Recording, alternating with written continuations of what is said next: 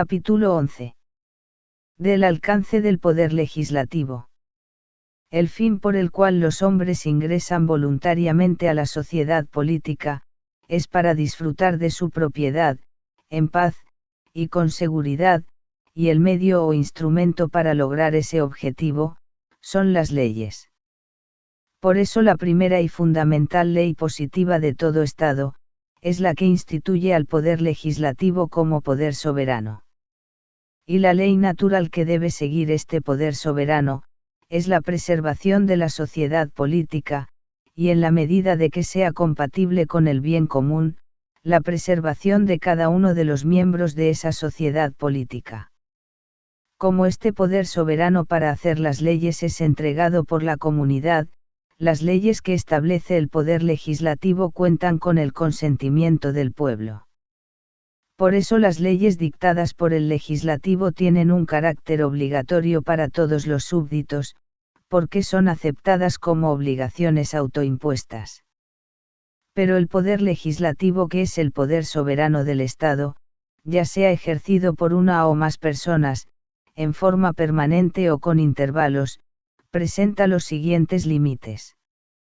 No puede actuar arbitrariamente en contra de la vida y las posesiones de los individuos que integran el pueblo, porque como el poder soberano transferido por el pueblo al legislativo, es un poder compartido, que se compone del poder y la fuerza de cada uno de los individuos que integran a la sociedad política, estos individuos no pueden transferir a la comunidad, y a través de ella, al poder legislativo, más derechos de los que tenían en estado de naturaleza.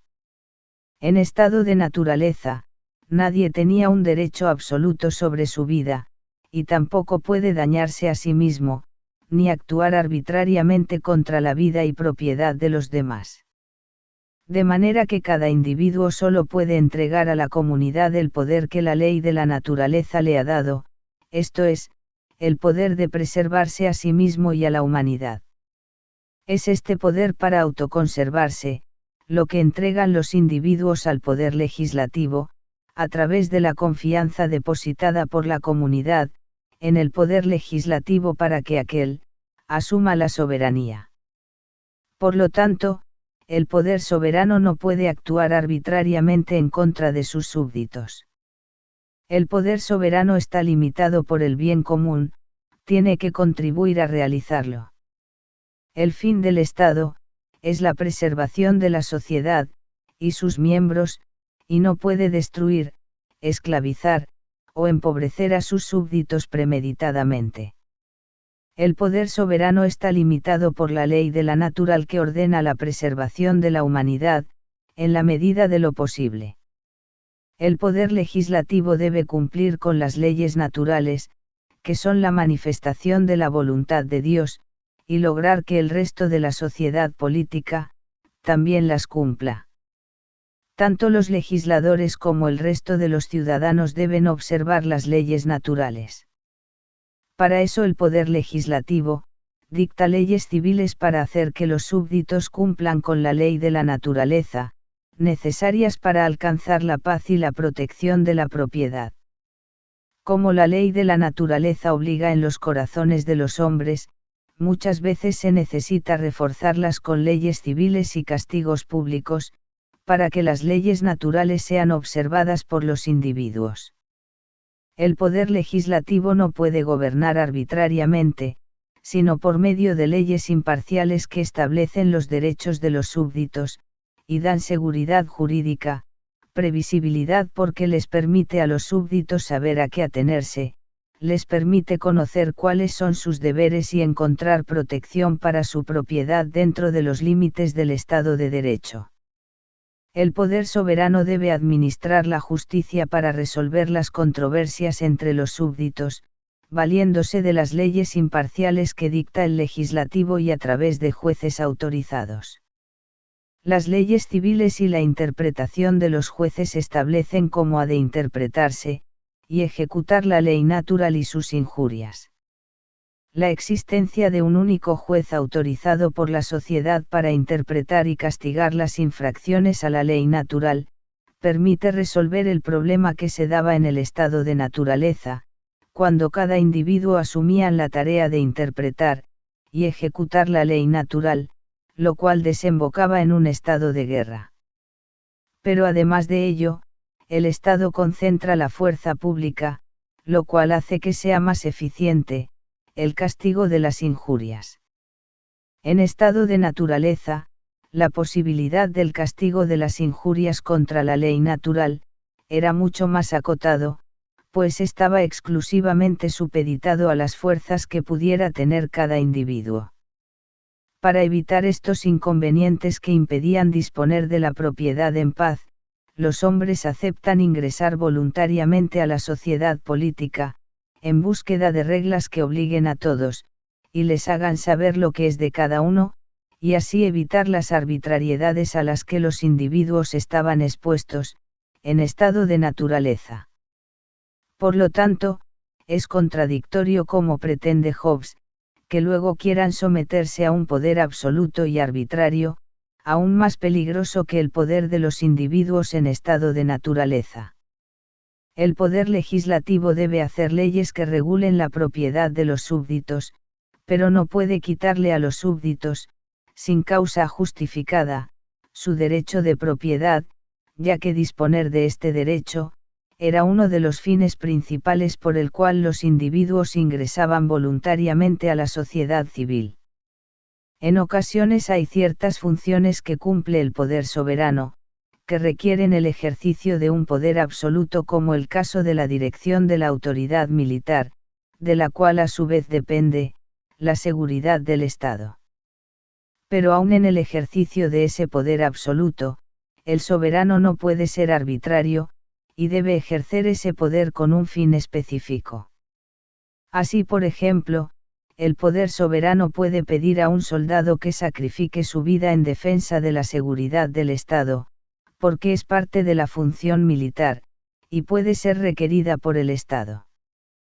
Pero un sargento no puede pedir ni un centavo a un soldado, porque excede el deber de obediencia del soldado.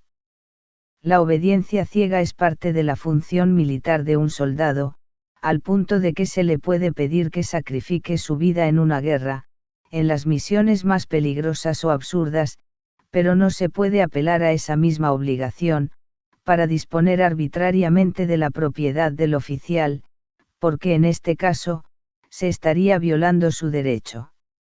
Disponer a discreción de la vida de un soldado es una facultad legítima que forma parte de la función de un comandante de ejército, pero disponer de los bienes de sus soldados no forma parte del fin que debe cumplir el ejército. El Estado tiene legítimamente derecho a cobrar impuestos a los súbditos, ya que los súbditos prestaron consentimiento a la existencia del Estado, para la protección de sus derechos individuales. En consecuencia también, deben prestar su consentimiento, para que el Estado pueda financiarse con los impuestos, y así cumplir el fin para el cual fue creado. La obligación tributaria de los súbditos, conforme a las leyes, no atenta contra el derecho de propiedad, sino que es su condición de posibilidad. Sin embargo, el poder legislativo no puede aumentar los impuestos sobre la propiedad de los súbditos, sin el consentimiento del pueblo. Ese consentimiento se puede obtener mediante una consulta directa al pueblo, o por acuerdo de los diputados, que representan al pueblo, en el Parlamento. El poder legislativo es instituido por el pueblo y no puede transferir su autoridad que recibe de él, para hacer las leyes, debe cumplir con el mandato del pueblo que le entregó el poder soberano.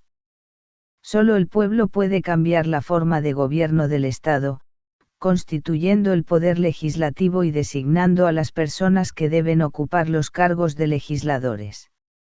El poder legislativo no puede alienar la soberanía, porque esa soberanía, en última instancia, le pertenece al pueblo de quien la ha recibido. El pueblo delega la soberanía al legislativo y le obedece, mientras el legislativo cumpla adecuadamente la función para la cual fue instituido. Los límites del poder legislativo son los siguientes. no puede gobernar en forma arbitraria sino por medios de leyes imparciales que traten con equidad a todos los súbditos. Esas leyes imparciales deben tener como objetivo el bien común de la sociedad y la protección de la propiedad de los individuos. El poder legislativo no podrá aumentar los impuestos sin consentimiento del pueblo.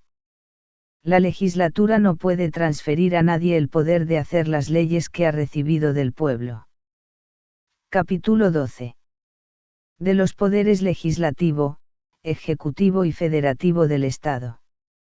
Una de las funciones del poder legislativo, es legislar para determinar cómo el Estado va a emplear la fuerza de la comunidad, para la defensa y preservación de la sociedad política, y de sus miembros.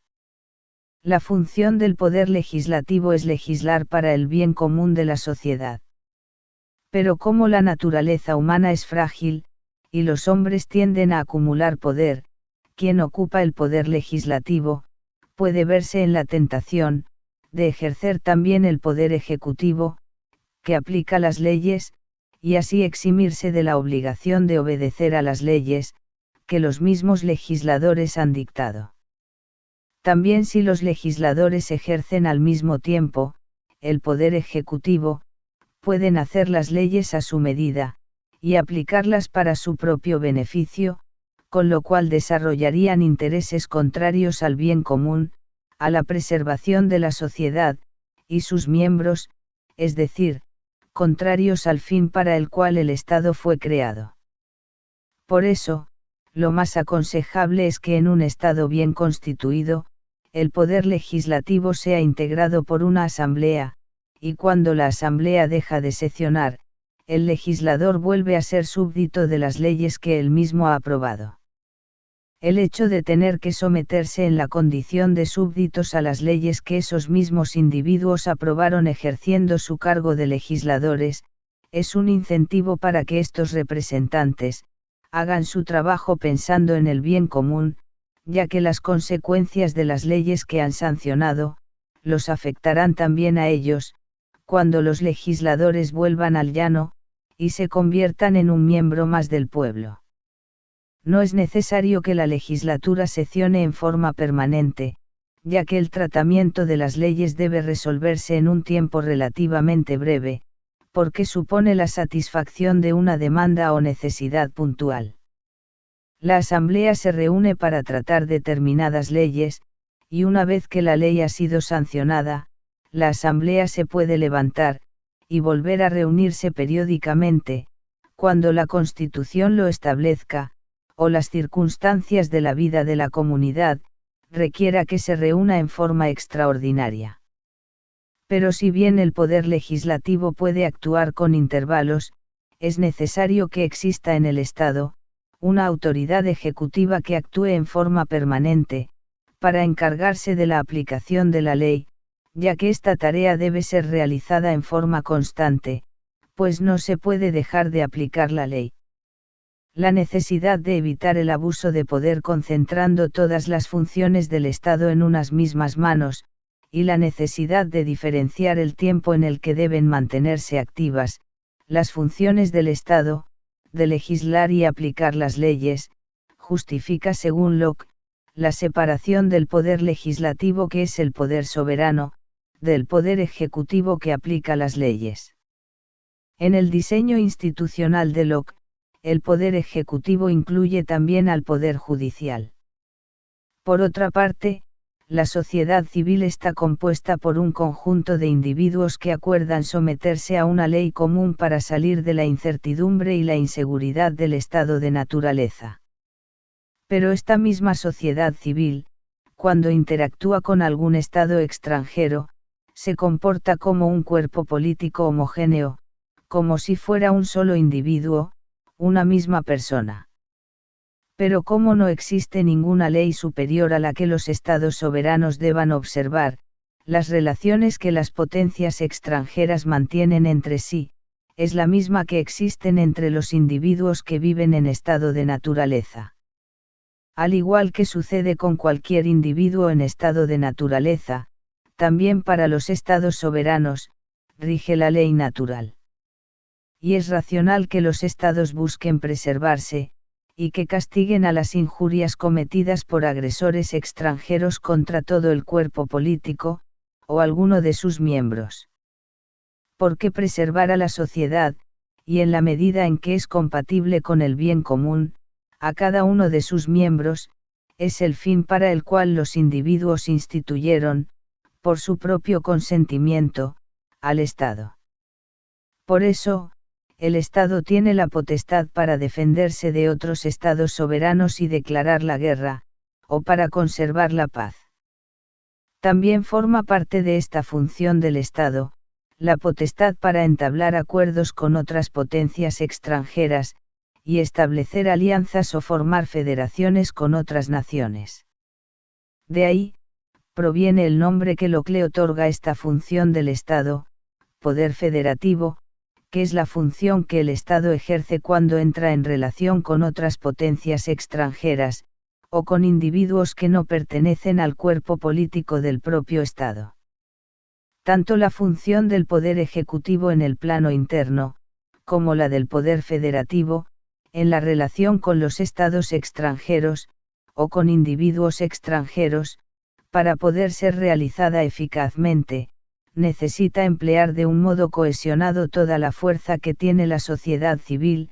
Lo más aconsejable es que esas funciones ejecutivas que se diferencian, permanezcan bajo el control de una misma autoridad.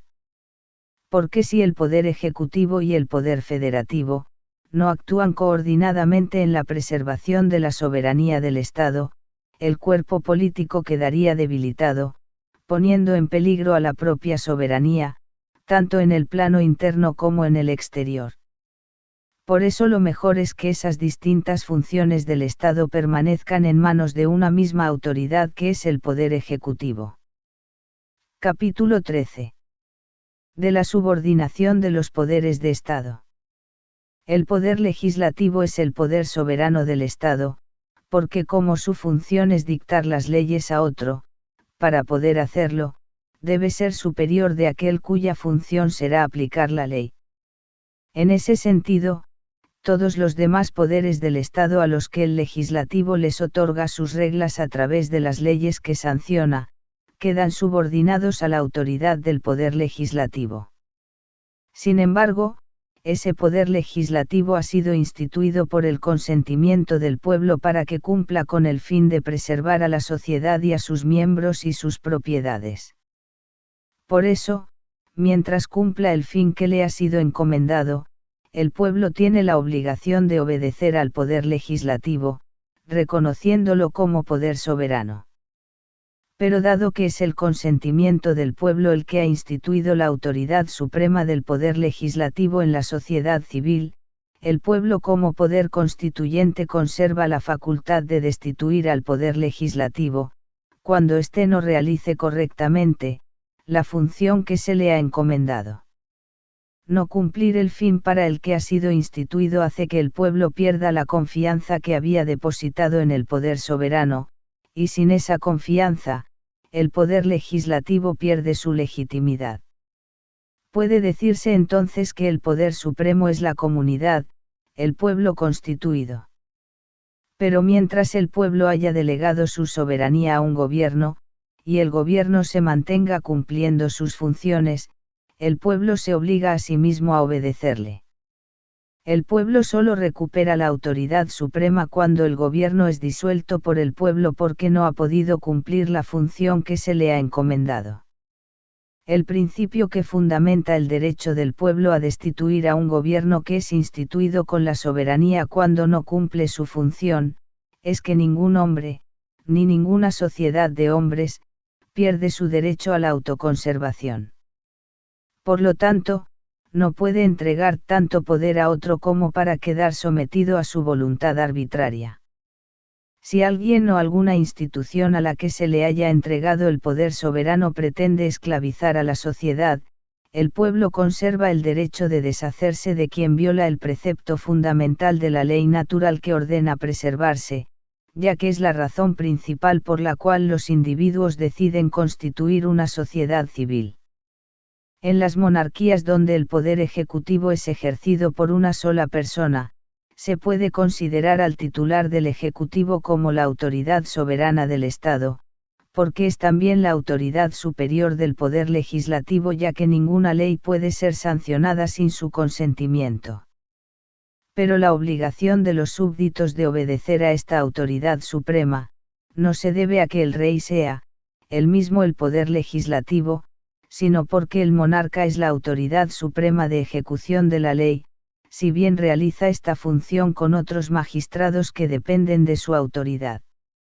De manera que el poder de este soberano también está limitado por la ley, y no tiene más poder que el poder que las leyes le otorgan. Por eso, si es soberano, y no se comporta como una voluntad pública que actúa conforme a las leyes, sino como una voluntad particular, se degrada a la condición de una persona particular, y en consecuencia, pierde la legitimidad que justifica el deber de obediencia de los súbditos, ya que los súbditos, no están obligados a someterse a la voluntad de un simple particular que es igual a ellos. Si el poder ejecutivo es encomendado a una sola persona que no es parte de la legislatura, su autoridad queda subordinada al poder legislativo y se ve obligado a rendirle cuentas a él. Cuando la persona a la que se le encomienda el poder ejecutivo forma parte de la legislatura, pero no tiene en la legislatura una autoridad por encima de él, tendrá la libertad para decidir hasta dónde va a subordinarse a la legislatura, y lo más probable es que prefiera subordinarse en un grado mínimo. Es imposible describir el diseño institucional de todos los estados existentes, pero como norma general, el Estado tiene una estructura jerárquica donde los poderes inferiores, ministerios, etc., se subordina a los superiores de quien reciben su poder por comisión expresa, y por eso, están obligados a rendirle cuentas. Si el poder ejecutivo hace uso de la fuerza para impedir que la legislatura pueda funcionar, se coloca en estado de guerra contra el pueblo. Ese estado de guerra que pone de manifiesto el empleo de la fuerza por parte del Ejecutivo, justifica el derecho del pueblo a defenderse del agresor, y a restablecer por el mismo medio de la fuerza, al poder legislativo. La prerrogativa del Ejecutivo para convocar a la Asamblea Legislativa no significa que el Ejecutivo sea un poder superior al Legislativo. El sentido de esta prerrogativa del Ejecutivo es la protección del pueblo. El Ejecutivo que ejerce sus funciones en forma permanente, solo debe hacer uso de esta prerrogativa para atender a la emergencia en situaciones no previstas por la Constitución, o en ciertas circunstancias que puede poner en peligro al pueblo, y que requieren agilidad para resolverlas. La convocatoria extraordinaria a la legislatura por parte del Ejecutivo, no puede hacerse arbitrariamente, por capricho del Ejecutivo, sino en conformidad con el bien público, y cuando las circunstancias tengan la gravedad suficiente como para que se justifique la reunión de la Asamblea. Capítulo 14. De la prerrogativa. Cuando llegamos al capítulo de la prerrogativa, nos encontramos frente a un hecho curioso. Ese hecho curioso, es que la introducción de la prerrogativa, como un recurso discrecional en el ejercicio del poder ejecutivo, parece relativizar el principio, que lo que establece en capítulos anteriores, sobre la primacía del Estado de Derecho en el funcionamiento del Estado. Desde el punto de vista normativo, lo ideal sería que el accionar del príncipe esté siempre regulado por la ley. Esto hace que las acciones del Ejecutivo estén limitadas por la ley, porque la ley es la garantía que tienen los súbditos acerca de la protección de sus derechos individuales, y de que el pueblo no será sometido a la voluntad arbitraria del gobernante a quien le han delegado el poder ejecutivo. Al actuar conforme a las leyes, el pueblo tiene la garantía de que no se verá perjudicado por sus gobernantes, cuando éstos dejan de cumplir con su deber, y actúan como individuos con una voluntad particular, que no busca realizar el bien común de la sociedad, sino el bien propio. Luego de haber establecido el principio del Estado de Derecho, la prioridad e importancia de la ley en la Constitución y el funcionamiento del Estado, Locke, en lo que podría considerarse como una muestra de realismo político, destaca en este capítulo sobre la prerrogativa, que es imposible imaginar una situación en la que el legislador, en el momento de sancionar la ley, hubiera contemplado toda la complejidad, y las contingencias que se presentan en la acción humana, y es por eso, que hay circunstancias que la ley no puede prever, o a la que la ley no logra dar respuesta. Por eso, se puede dar la paradoja, de que si se pretende aplicar mecánicamente la fría letra de la ley, a circunstancias no previstas por ella, o a situaciones aleatorias, que introducen una excepción a lo establecido por la ley, se puede terminar por perjudicar al pueblo. Son situaciones en las que se requiere una respuesta ágil de parte de los gobernantes, y no se puede esperar a que se sancione una ley para que el gobernante pueda estar habilitado a actuar, porque contar con una ley que lo autorice implicaría esperar los tiempos legislativos que son lentos, porque implica convocar a la Asamblea Legislativa, esperar a la deliberación, y la promulgación de la ley, y luego su aplicación por parte del Ejecutivo.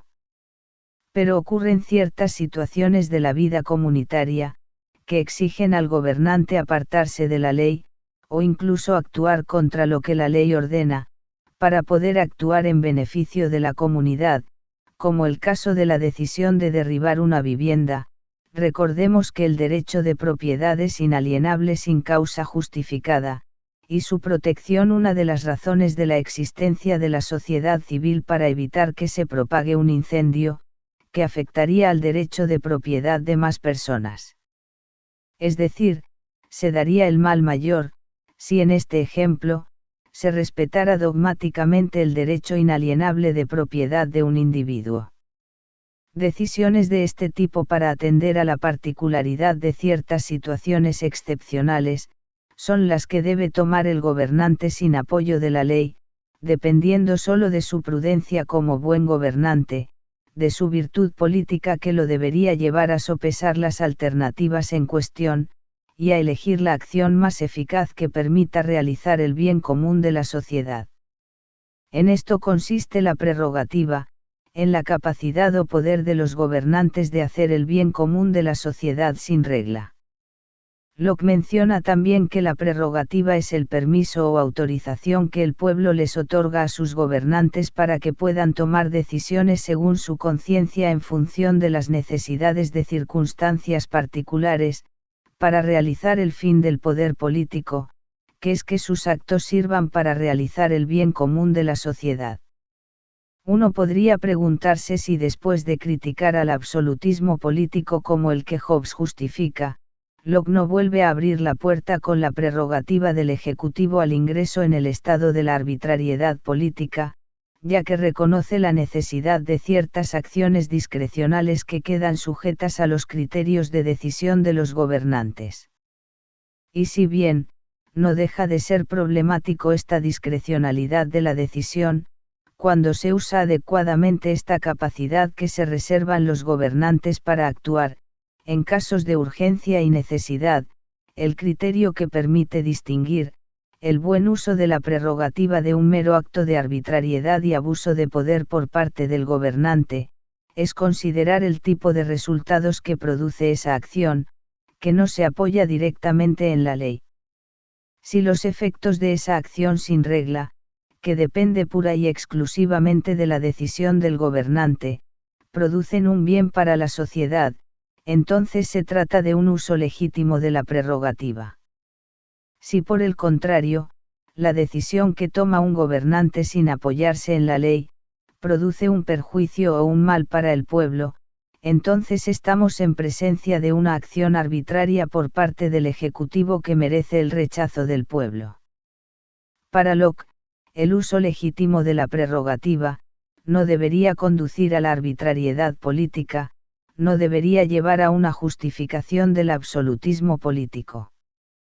Por el contrario, para Locke el uso legítimo de la prerrogativa, es perfectamente compatible, con el Estado de Derecho, con el imperio de la ley en el Estado.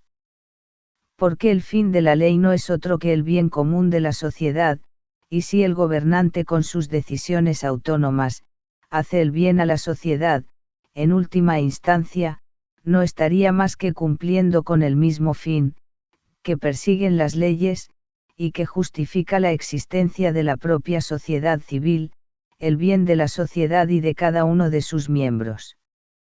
Para Locke, la prerrogativa solo puede ejercerse en forma legítima, esto es, para el bien de la comunidad. De lo contrario, la acción de los gobernantes no es prerrogativa, sino un acto de arbitrariedad del poder, un acto de capricho de una voluntad particular, de alguien que simplemente ocupa el poder político. El uso de la prerrogativa debe ser siempre legítimo porque para Locke, lo que caracteriza a un buen gobernante, es el hecho de que su voluntad no entre en conflicto con el interés del pueblo. Un buen gobernante es aquel que solo quiere realizar con sus acciones, el bien común de la sociedad, y por eso, cuando hace uso de la prerrogativa, es para el bien del pueblo. En este sentido, el buen gobernante que actúa por el bien de la comunidad, no debe preocuparse cuando hace uso de la prerrogativa.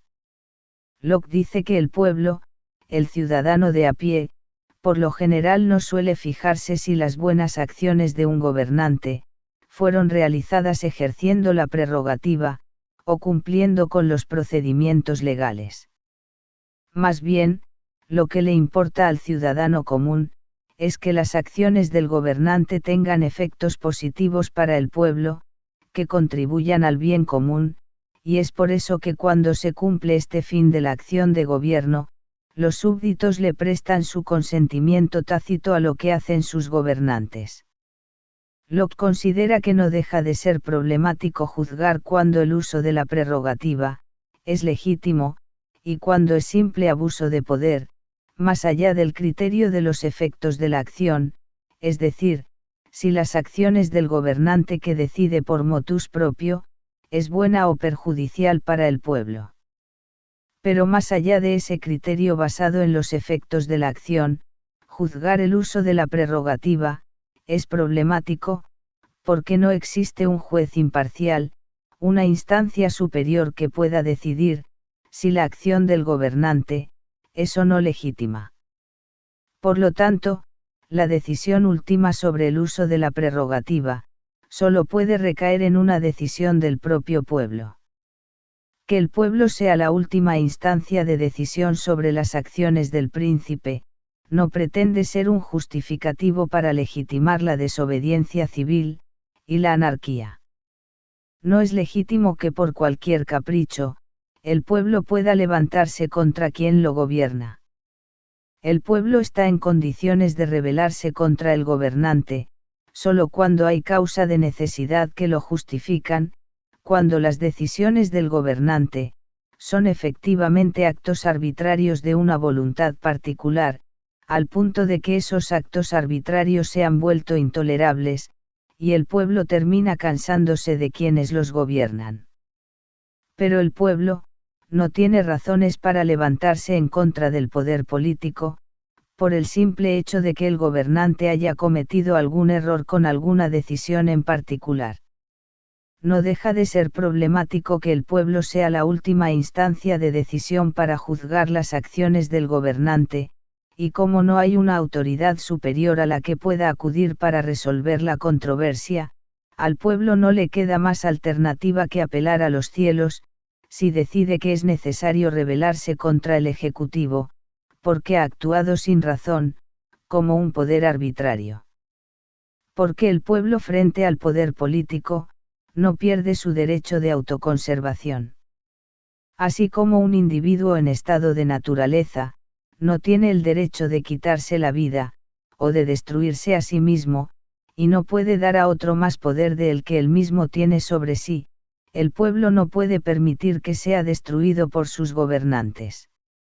El pueblo, al igual que cualquier individuo, conserva el derecho de autopreservarse, y puede liberarse de aquel a quien ha encomendado la tarea de gobernar, si éste en lugar de hacer el bien de la comunidad, hace un mal uso de la autorización que ha recibido para gobernar, intentando someter al pueblo a su voluntad particular.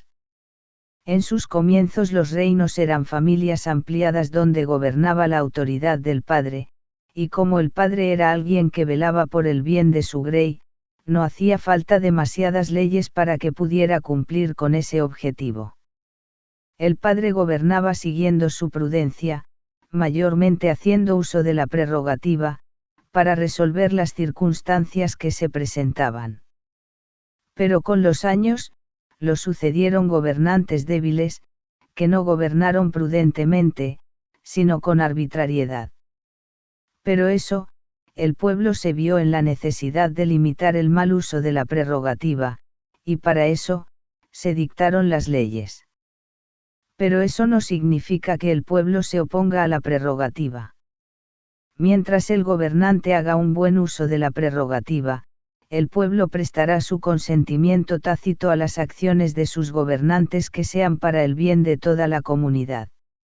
Lo más importante es que se cumpla el fin del gobierno, que es el bien de la comunidad, y la protección de la propiedad, y si esto se cumple, el pueblo no se fija tanto, si las buenas acciones de sus gobernantes son por prerrogativa, o conforme al derecho. Capítulo 15. De los poderes paternal, político y despótico considerados juntos. En este capítulo Locke resume, lo que ya había expuesto en capítulos anteriores, sobre las características del poder paternal, el poder político y el despótico. El objetivo es que el lector pueda distinguir con claridad estas nociones, ya que confundir estas tres clases diferentes de poder, es el principal equívoco por el cual la filosofía política no ha podido justificar adecuadamente la necesidad del poder político. El poder paternal es la tutela que los padres ejercen sobre los hijos, hasta que el desarrollo cognitivo de los hijos les permita hacer uso de la razón y comprender las reglas, tanto las leyes naturales, como las leyes civiles del Estado, para vivir en sociedad, gobernándose a sí mismos, como individuos independientes que hacen uso de su propiedad. El afecto y la ternura que Dios ha implantado en los corazones de los padres, para que lleven a cabo su rol en la crianza de los hijos, hace que el poder paternal no pueda ser ejercido como un poder arbitrario sobre sus hijos.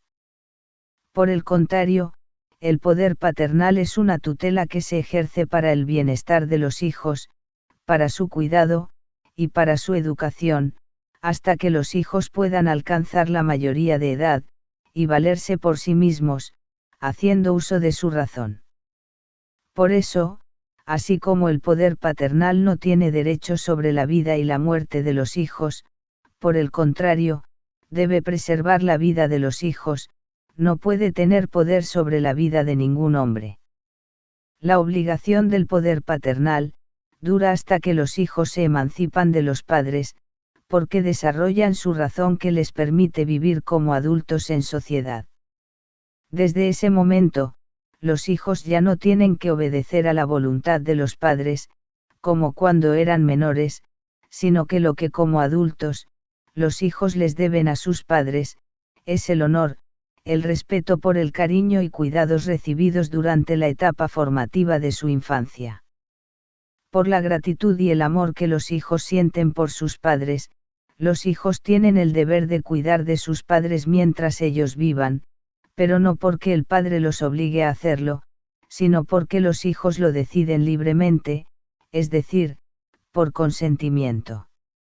Mientras el poder paternal se extingue necesariamente con la mayoría de edad de los hijos, el poder político, aunque pueda cambiar varias veces de manos, debe ser permanente, debe mantenerse mientras la sociedad civil exista. El poder paternal es natural, e impuesto, aunque también tiene algo de consensual, sobre todo, después de que se alcanza la mayoría de edad. El poder político es artificial, instituido por el consentimiento de los súbditos, de un pacto entre quienes lo obedecen.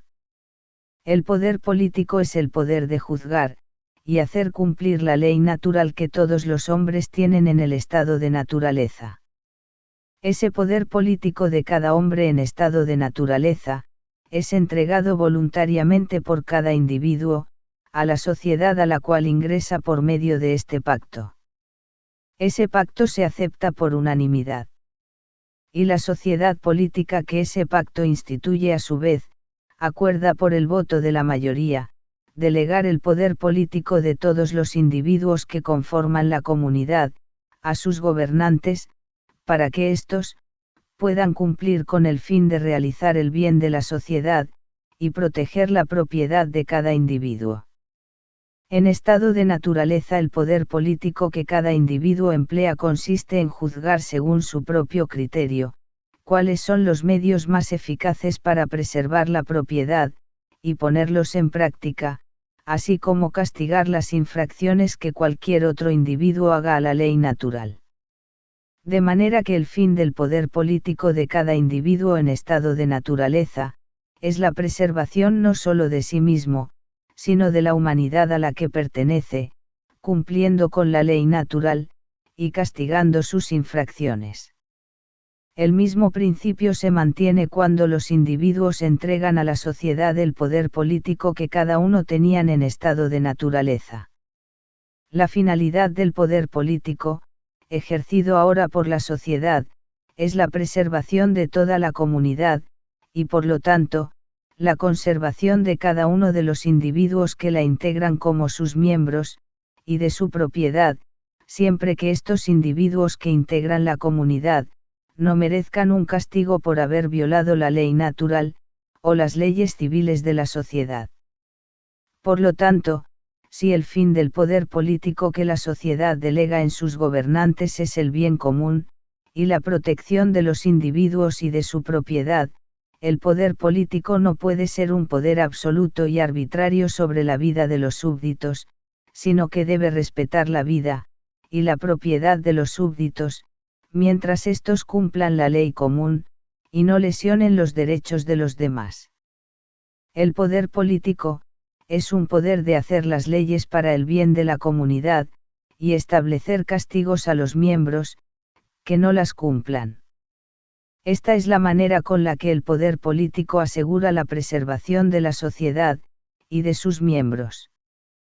El poder político tiene su origen en el consentimiento de los individuos que acuerdan con otros individuos, instituir una comunidad para poder vivir en paz y proteger su propiedad. El poder despótico es un poder absoluto y arbitrario que un hombre ejerce sobre otro, hasta el punto de poder quitarle la vida, cuando lo desee. A diferencia del poder paternal, el poder despótico no es un poder que la naturaleza pueda concederle a ningún hombre, porque en estado de naturaleza, todos los hombres son libres e iguales. El poder despótico no es un poder que se adquiere por contrato, sino que se ejerce por la fuerza con la que se ha vencido a un agresor. Ese agresor, por haberse puesto en estado de guerra contra quien ha resultado vencedor en la lucha, ha perdido su derecho a la vida. Quien utiliza la fuerza para dominar arbitrariamente la voluntad de otro, abandona la razón que Dios le ha dado a los hombres para que puedan vivir en paz, y se convierte en un agresor que se mantiene en estado de guerra, no solo en contra del individuo al cual agrede, sino en contra de toda la humanidad. De este modo, el agresor de la humanidad, se degrada en su condición de hombre, y se convierte en una bestia salvaje que acude a la fuerza para lograr sus propósitos. De este modo, el agresor se expone a ser destruido, como se da muerte a una bestia salvaje, con la que no es posible convivir, ni estar seguro. Quien viola la ley natural que ordena no dañar a otro, y se degrada de la condición humana, porque abandona la razón al emplear la fuerza para alcanzar sus fines, como las bestias salvajes, pierde los derechos naturales que le pertenecen como hombre, y por lo tanto, puede ser despojado a la fuerza del derecho a su propia vida, y a su libertad. Por lo tanto, los prisioneros que son tomados en una guerra justa, pueden ser sometidos al poder despótico, esclavizados, porque se trata de individuos que por haberse puesto en estado de guerra, han sido despojados de todos sus derechos.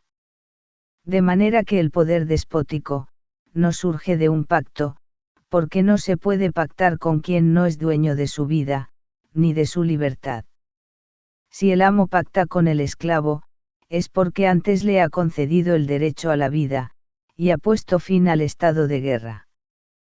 Por tanto, el esclavo ha sido liberado de su esclavitud. Resumen. El poder paternal es concedido por la naturaleza a los padres para el bien de los hijos, hasta que éstos desarrollen el uso de la razón para vivir en sociedad como adultos independientes que conocen y respetan las leyes naturales y civiles, y disponen de su propiedad. El poder paternal implica someterse a la voluntad particular de otro. El poder político surge del consentimiento, del pacto o acuerdo voluntario de quienes se autoimponen el deber de obediencia para su propio beneficio y la protección de su propiedad. El poder político implica someterse a una comunidad a la que el individuo ingresa por su propia voluntad y donde gobierna la mayoría.